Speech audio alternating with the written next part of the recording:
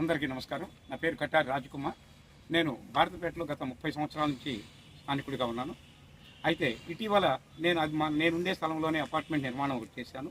దానికి సంబంధించి కొంత అమౌంట్ అవసరమైతే హిందూ కాలేజీలో క్లర్క్గా పనిచేస్తున్న ఫైనాన్సర్గా వ్యవహరిస్తున్న కాళేశావలి అనేవాడి దగ్గర నేను డబ్బులు తీసుకోవడం జరిగింది.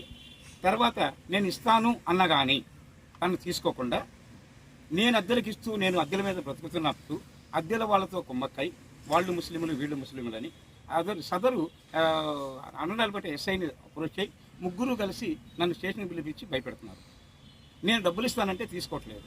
కనుక ఈ పరిణామాల్లో నేను కోర్టును ఆశ్రయించి ఇంజక్షన్ ఆర్డర్ తీసుకుని వచ్చాను. దీని మీద పరిశీలించడానికి వచ్చిన ఎస్ఐ నరసింహరావు గారు మా ఇంటికి వచ్చి ఇంజక్షన్ ఆర్డర్ ఇలా తీసుకొని కూడా నేను దీన్ని పట్టించుకోను, దీన్ని లెక్క చేయను, నువ్వు ఖాళీ చేయి అని నన్ను బెదిరించి స్టేషన్కి రా అని అడిగాడు. నేను రానన్నా. తర్వాత జరిగిన డిస్కషన్లో మా ఇంట్లోంచి బయటికి రాగానే ఖాళీ చేయమంటే నాకు ₹1,00,000 నేను ఇప్పుడే చేపిస్తా, లేదంటే నిన్ను ఇక్కడి నుంచి ఖాళీ చేపిస్తా అంటూ బెదిరించడం ఎంతవరకు సమంజసం అని ఒక బాధ్యతలుగా ఉన్నతాధికారులకు దృష్టి కూడా తీసుకురావడం నా ఉద్దేశంగా ప్రార్థిస్తూ న్యాయం చేయమని కోరుకుంటా ఉన్నా. Thank you.